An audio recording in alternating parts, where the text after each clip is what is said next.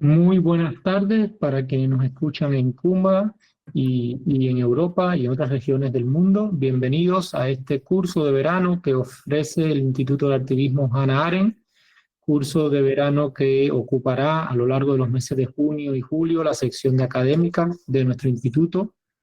Y comenzamos este curso enfocado en la promoción y protección de los derechos humanos, que como ya saben se titula de ese modo, Introducción a los Derechos Humanos. Y comenzamos con un invitado de lujo, mi colega, el profesor Raudiel Peñabarrios, quien es el coordinador del Observatorio Legislativo de Cuba. El profesor Raudiel es licenciado en Derecho por la Universidad de La Habana y máster en Derecho Constitucional. Realizó también una maestría en Ciencias Políticas en el Colegio de México y en la actualidad desarrolla su formación doctoral en la Universidad Iberoamericana en Ciudad de México. Ha publicado artículos sobre las temáticas jurídicas en diversas publicaciones en Costa Rica, Chile, España y Alemania. Sí, luego de esta presentación realmente es un gusto contar contigo, Raudiel. Es la segunda vez que te tenemos en un curso de Instar y la verdad es que la primera fue muy provechosa y sabemos que esta oportunidad lo va a hacer también, sobre todo porque te hemos invitado para introducir este tema que tiene una actualidad primordial para Cuba, para América Latina en el contexto actual. Bueno, Leo, ante todo, buenas tardes, buenas noches, buenos días, desde donde sea que nos vean, y es un placer para mí poder estar con ustedes en el día de hoy. Leo me comentó que esto no es precisamente un curso sobre derechos humanos, sino que tiene una temática mucho más amplia. Entonces yo lo que les propongo el día de hoy es hacer una presentación muy breve sobre qué son los derechos humanos, dónde están reconocidos, cuál es su importancia, los principios que rigen su protección, y entonces hacer una presentación muy breve sobre este tema y bueno, más adelante entonces abrir el espacio a debate, porque entiendo que esto es un tema que puede resultarles interesante, al mismo tiempo en algunos aspectos hasta controversial cuando se analiza respecto a la realidad cubana. Yo preparo una pequeña presentación, la voy a compartir con ustedes. Por favor, Leo u otro, me dice Sí, te voy si diciendo. la ve. Espero que sí, que se vea lo mejor posible. Y ahí está. Entonces, ¿se ve? Sí, sí, se ve perfecto. Vale, entonces, como les decía, esto es una breve introducción a lo que son los derechos humanos. Como les comenté anteriormente, es un enfoque que sobre todo lo voy a tratar de presentar desde la sociedad civil, desde el activismo, porque entiendo que esto es un tema que a ustedes les interesa un poco más desde esta perspectiva, que desde la perspectiva académica o desde la perspectiva del Estado o de los Estados. Entonces, bueno, estos son básicamente los 5 grandes puntos que pretendo trabajar en esta presentación, que tendrá alrededor de 10-15 minutos, y luego pues abrimos un espacio de debate y por supuesto que son bienvenidas sus consideraciones. También voy a tratar de ser lo menos técnico posible, perdón si en algún momento se me da un tecnicismo jurídico, pero son cuestiones del oficio, pero trataré de ser lo más claro posible con la presentación. Entonces, un primer elemento bueno, ¿qué son los derechos humanos? Una definición muy elemental, muy básica, es que, como dice su nombre, pues le son inherentes a toda persona y al mismo tiempo los estados deben garantizarlos, promoverlos y respetarlos sin distinción alguna. Ya aquí en esta definición hay tres elementos importantes y es que los estados deben cumplir con esas tres grandes obligaciones que se... Gabriel, paso a la Sí, presentación porque estás en la introducción. ahí se ve. Solo veo la primera. Es que según yo la estoy pasando, pero, o sea, a mí me pasa, pero no sé por qué no ven las demás. Deja de Ahí. compartir y vuelve a compartir a ver. A ver, voy a dejar de compartir. Y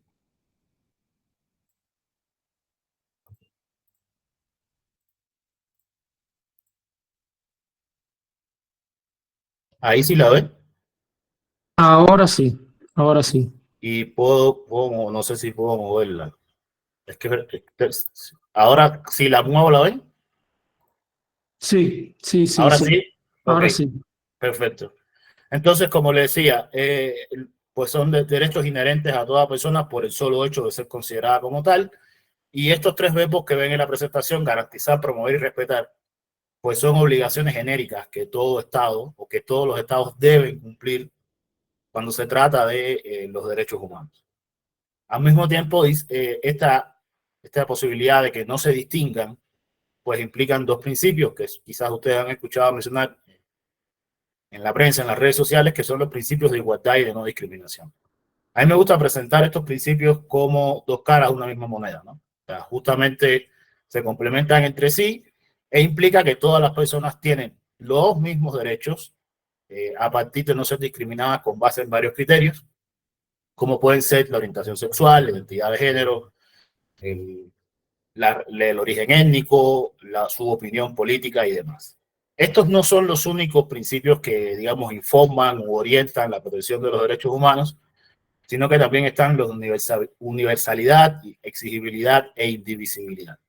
Todos estos criterios lo que hacen es generar un marco normativo de protección de los derechos humanos que existe a nivel internacional y que idealmente todos los estados deberían incorporar en su legislación. Algunos de estos principios se explican por su propia denominación. Por ejemplo, exigibilidad, pues que los derechos sean exigibles, no solo en el ámbito material, o sea, que usted pueda exigirle a los estados que protejan sus derechos, sino también exigirlo ante un tribunal o un órgano de otro tipo que realice funciones similares a las de un tribunal. Y la indivisibilidad, aunque esto voy a regresar más adelante, cuando hablemos de los mitos que hay alrededor o de algunos mitos que hay alrededor de los derechos humanos, nos vamos a dar cuenta que tiene que ver con la cuestión de que no hay derechos humanos más importantes que otros. Todos son iguales, todos son importantes y hay una relación de complementariedad entre ellos. Como dice en la presentación, pues también se consideran valores universales el Estado de Derecho y la democracia. Y esto es algo que me parece muy importante porque cuando desde el activismo, desde la academia también, desde la oposición política, en el caso de Cuba, de otros contextos, se habla de los derechos humanos, estos son un criterio para, digamos, delimitar o identificar si estamos en presencia de un Estado de Derecho o no, o si el régimen político de ese país, en el caso cubano o cualquier otro, es una democracia. Entonces, hay una primera conclusión parcial, es que hay una relación directa entre la protección de los derechos humanos, entre la calidad de esa protección, entre cómo se cumplen esos principios que les comenté anteriormente de no discriminación, de igualdad, de universalidad, de civilidad, etcétera, con el tipo de régimen político que tiene un Estado. O sea, una forma de evaluar si estamos en presencia de una democracia, de una dictadura, de un régimen autoritario de cualquier tipo, de un régimen totalitario, posttotalitario, no importa cuál sea la clasificación que usted tenga de un régimen político, pues una forma de evaluar eso es considerando cómo protegen los derechos humanos y sobre todo cómo los protegen en la práctica, más allá de lo que dice una constitución o lo que dice una ley o lo que dice un código, ¿no? O sea, cómo se verifica eso en la práctica. De manera que son valores universales que tienen que ver con el Estado de Derecho y la democracia y que el empírico, ¿no? En el campo de lo práctico, pues también son criterios de evaluación de un régimen político. Hay dos grandes generaciones de derechos humanos, quizás también la han escuchado mencionar. Aquí hay bastante acuerdo entre todos los académicos que estudian estos temas. Hay una primera generación que son los derechos civiles y políticos, y ahí se incluyen los de sufragio, propiedad, libertad y seguridad personales, y están lo que se conoce también en la literatura como las libertades públicas, que son todos estos derechos humanos que tienen la palabra libertad incorporada. Libertad de expresión, libertad de prensa, libertad de creación artística, libertad de información, etc. Entonces, esos son esencialmente derechos que los ciudadanos, pueden ejercer sobre todo y que deben ejercer, obviamente en un contexto democrático o en cualquier contexto, contra el Estado. O sea, usted los puede oponer al Estado. Obviamente la oposición o las consecuencias de esa oposición en un régimen político u otro, pues varía. Los derechos de segunda generación son los que se conocen como DESCA, o derechos económicos, sociales y culturales. Ahí se habla de, entonces, derecho a la educación, salud, alimentación, trabajo, seguridad social. Hay otros académicos y hay mucha literatura también que ya habla de una tercera e incluso una cuarta generación, pero no voy a entrar en detalles ahora, que son los derechos colectivos y los derechos del espacio digital, ¿no? Eso, hay todo un debate si esa cuarta generación existe o no. Ya hay un poco más de consenso en la existencia de esta tercera generación que tiene que ver con derechos colectivos, derechos de pueblos originarios, comunidades, grupos sociales y demás. Ahora, un elemento que me parece muy importante y que yo creo que es algo que para ustedes también lo es y que debe quedar claro aquí, es que esta distinción entre primera generación, segunda generación, tercera y cuarta generaciones, pues solo tiene utilidad metodológica. ¿Qué quiero decir con eso? Que cuando usted habla de primera y segunda generación, de lo que puede hablar es de que se reconocen derechos con base en diferentes criterios en esos dos momentos, o en esas dos grandes generaciones, o en la tercera y en la cuarta. Pero no puedo utilizar estos criterios de primera, segunda, tercera o cuarta para establecer una jerarquía entre los derechos, porque eso no existe. Como les comenté anteriormente, los derechos se interrelacionan entre sí, y tan importante es el sufragio como la educación, y tan importante es el derecho a la propiedad privada como lo puede ser el derecho al trabajo. Entonces, ningún Estado, ninguna institución internacional u organización puede llegar y decir, bueno, pues estos derechos son más importantes que otros. Hay académicos que lo han dicho, hay teóricos que lo han dicho, que han planteado eso, pero en realidad el consenso, hasta donde yo sé, para también dejar eso claro, es que no hay un derecho más importante que otro, ni una generación más importante que otra. Y en el caso de los mitos, pues quizás ustedes, y eso pasa mucho en el contexto cubano, se dice que los derechos civiles y políticos son creaciones de los países liberales y que el Estado solo debe limitarse a reconocerlos y crear mecanismos de protección. Eso es completamente falso, porque los derechos civiles y políticos también son exigencias que le corresponden a cualquier ciudadano, a cualquier persona, sin importar en cuál sea, digamos, el sistema político o el régimen político de un Estado. Y al mismo tiempo, los Estados no solo deben limitarse a reconocerles, a crear mecanismos de protección, sino que también deben permitir el mayor disfrute posible de esos derechos para las personas. Como les comenté anteriormente, hay una relación directa entre el tipo de régimen político de un país y cómo se protegen los derechos, ¿no? Y habitualmente, pues son los derechos civiles y políticos los que más se vulneran en regímenes autoritarios, en dictaduras, en totalitarismos, justamente porque son los derechos que le permiten a las personas, pues, expresarse, tener propiedad, son derechos que se vinculan con su libertad individual y demás, pero eso el Estado no solamente debe reconocerlos y protegerlos, sino que también tiene que entender que las personas pueden oponerlos a él. Y en el caso de los DESCA, pues también se dice que son creaciones de los países socialistas y que el Estado debe realizar acciones para protegerlos, o solo debe realizar acciones para protegerlos. Eso es también falso, porque los derechos económicos, sociales y culturales, en algunos de los contextos que mejor protección tienen, pues no son estados socialistas ni mucho menos. Quizás ustedes viven o han conocido experiencias de los denominados estados de bienestar general, sobre todo en Europa, donde estos derechos se protegen por el Estado con una intervención estatal muy fuerte, y que obviamente le pertenecen a las personas también, más allá del sistema político o el régimen político de cualquier país. ¿Y el Estado debe realizar acciones para protegerlo? Pues sí, pero es que el Estado también debe realizar acciones para proteger cualquier derecho. O sea, no solo los económicos, sociales y culturales, sino también los civiles y políticos. Tan importante es crear un sistema de acceso a la educación, que permita el acceso a la educación pública, subsidiada por el Estado, sea cual sea la forma de subsidio que se emplee, como también tan importante es crear un registro electoral que le permita a las personas participar en las elecciones, en los referendos, en los plebiscitos, en lo que sea.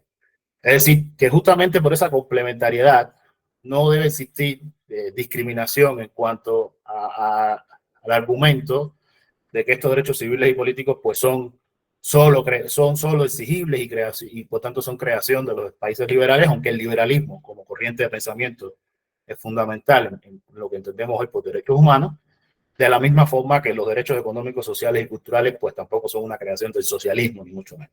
En realidad, lo fundamental es que le pertenecen a todas las personas, más allá de donde vivan o de cuál sea de nuevo el sistema político o el régimen político de un Estado. Ahora, yo pensando sobre todo en Cuba, me gusta establecer esta diferencia, ¿no?, entre qué son los derechos constitucionales y los derechos humanos. Bueno, los primeros, como bien su nombre lo dice, se reconocen en las constituciones nacionales. La constitución cubana, en la mexicana, en la sueca, en la noruega, la de España, donde sea. Y los derechos humanos, al menos desde el punto de vista normativo, hoy están reconocidos en un amplio cuerpo de instrumentos jurídicos internacionales. Ahora, pueden coincidir o no. Idealmente, los estados deben incorporar diferentes vías que después las podemos debatir o analizar, los derechos que están reconocidos en aquellos tratados internacionales con los que ellos se comprometen. Pero esto puede coincidir, puede que ocurra o no.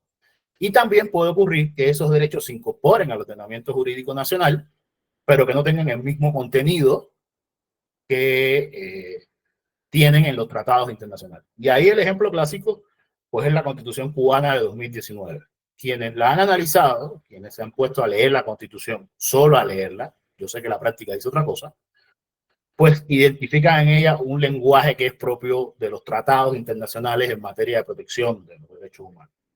De hecho, hay un académico español que le llama a la Constitución cubana de 2019 como una constitución semántica. O sea, es muy bonita, por decirlo de alguna forma, muy nice, muy moderna, entre comillas, en la incorporación de este lenguaje propio de los derechos humanos que están en los tratados internacionales, pero todos sabemos lo que ocurre en la práctica. Ahora, los derechos constitucionales son reconocibles también mediante diferentes actos, o sea, leyes que modifican la Constitución y que incorporan esos derechos al texto constitucional, o jurisprudencia. Eso no es más que un criterio judicial de la máxima instancia judicial de un país determinado, que puede incluso tomar como referencia ese marco normativo internacional en materia de derechos humanos y decir, bueno, como en este país hemos ratificado tal o más cual tratado internacional, pues entonces ahora vamos a incorporar con este contenido, con estos límites, con estas precisiones, pues estos derechos a nuestro ordenamiento jurídico. Y también se puede hacer de esa forma. Como les decía, idealmente el contenido de los derechos constitucionales debe corresponderse con el de los derechos humanos, pero no siempre ocurre así. Y de nuevo, ahí tenemos un criterio de evaluación entre el compromiso real de los estados en proteger esos derechos y lo que la práctica dice por otro lado. Si es realmente una práctica comprometida con su protección o no. Esto, bueno, aquí lo voy a pasar muy por encima, pero sí me gustaría presentarles algunos de los tratados internacionales más importantes en materia de derechos humanos. Yo creo que es importante que sepan, quizás ya lo saben, pero bueno, siempre es válido tenerlo en cuenta, que todo el desarrollo normativo internacional de protección de los derechos humanos tiene un momento importante después de la Segunda Guerra Mundial.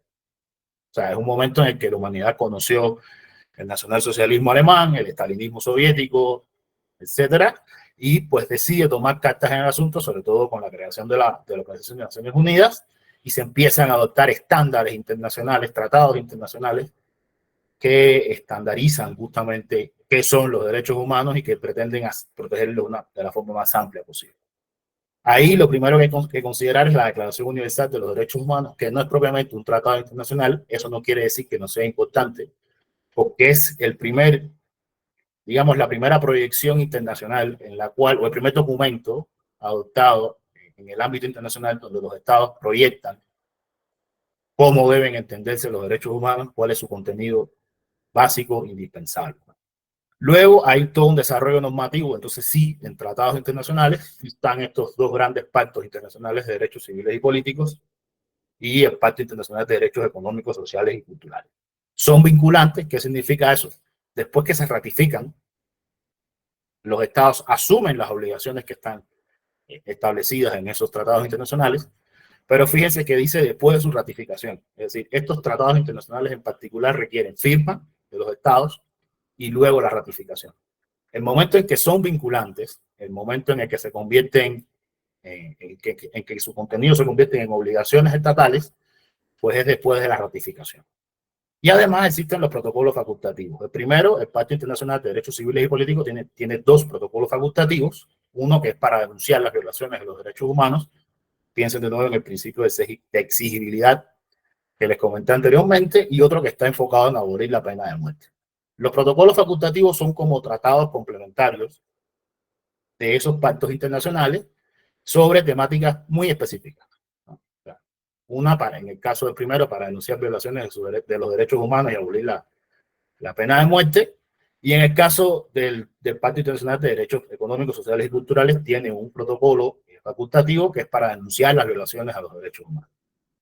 Como ya les expliqué, bueno, es vinculante porque genera obligaciones jurídicas para los estados, pero luego de la ratificación.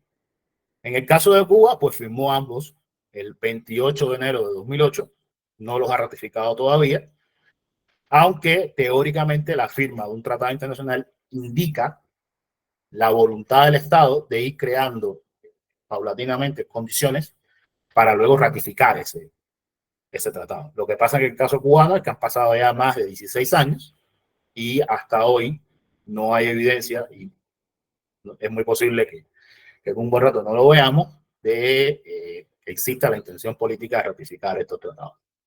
Hay otros tratados internacionales, perdón, que son muy importantes en materia de derechos humanos que se enfocan en grupos sociales específicos.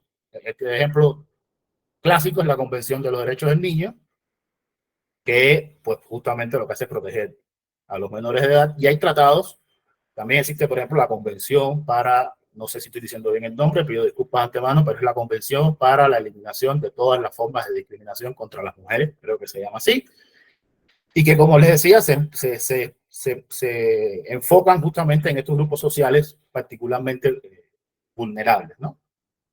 Y hay otros tratados que son de alcance regional. Por ejemplo, los tratados del Sistema Interamericano de Protección de los Derechos Humanos, que también tiene su propia declaración, que es la Declaración Americana de los Derechos y Deberes del Hombre. Y esto es un elemento importante. Los derechos humanos no solamente tienen un marco protector a nivel universal, o sea, internacional, o sea, universal, mejor dicho, en todo el mundo, sino que también hay mecanismos de protección regionales. El sistema interamericano, el sistema europeo y el sistema africano son los más conocidos. O sea, son los que existen y son quizás los más también, los que más han avanzado en ese sentido. Y otro aspecto que me parece que es muy importante en esta introducción es que no todos los derechos humanos están en esos tratados que les mencioné anteriormente. Por ejemplo, el derecho a la asistencia consular está reconocido en una convención que se conoce como la Convención de Viena de Relaciones Consulares, y que es un tratado que es un derecho, perdón, que le asiste a todas las personas a recibir asistencia de las autoridades consulares de su país cuando tiene determinado problema o se enfrenta a determinada situación fuera de su país de origen.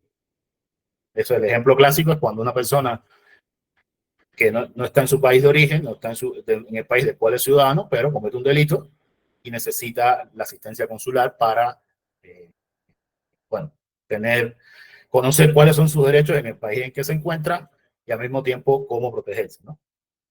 Y eso no es un derecho que esté justamente reconocido en un tratado sobre derechos humanos, sino que es un tratado que tiene que ver con la asistencia consular. Entonces, muy por arriba, esto sería esta introducción a los derechos humanos, y las 5 conclusiones elementales, pues un poco las he ido adelantando. Los derechos humanos le pertenecen a todas las personas por su sola condición de tales. No son estáticos, son dinámicos, tanto en su contenido como en su variedad. O sea, hay todo un desarrollo progresivo, porque ese es otro principio importante en materia de derechos humanos. Hay todo un desarrollo progresivo de los contenidos de los derechos humanos, que tienen que ver también con cómo van cambiando las dinámicas sociales, políticas y económicas en el mundo. Su protección es un indicativo de la existencia o no de un Estado de Derecho y un régimen político democrático. Sobre esto ya les expliqué varias cuestiones.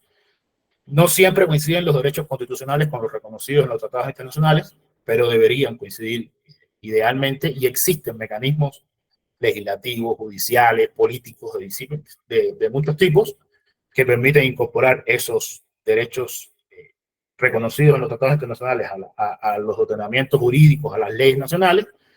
Y bueno, pues su protección ocurre tanto a nivel universal como regional, y esta protección es complementaria. O sea, no debería considerarse excluyente entre sí, sino que es complementaria, aunque seguramente cuando tengamos la posibilidad de debatir esto ahora, pues nos daremos cuenta que no siempre ocurre así, pero la protección de los derechos humanos se entiende que es complementaria tanto a nivel universal como regional, e incluso a nivel nacional. O sea, hay toda una serie de instancias que funcionan con base en este principio o en esta noción de la complementariedad. Entonces, yo dejaría aquí esta breve presentación y bueno, pues nada, creo que podemos abrir el espacio entonces a debates. Bueno, agradecerte, Raudiel, de modo público que hayas estado con nosotros en este primer encuentro. Ahora cerramos la transmisión y pasamos al debate privado. Les invitamos también a que nos sigan en la clase próxima, que vamos a estar hablando con la profesora Juliana Patarroyo también sobre las características y la naturaleza política y social de los derechos humanos. Desde ya está la invitación a que sigan la próxima emisión de este curso. Y por hoy terminamos la transmisión pública. Esperamos unos minutos para pasar al debate privado.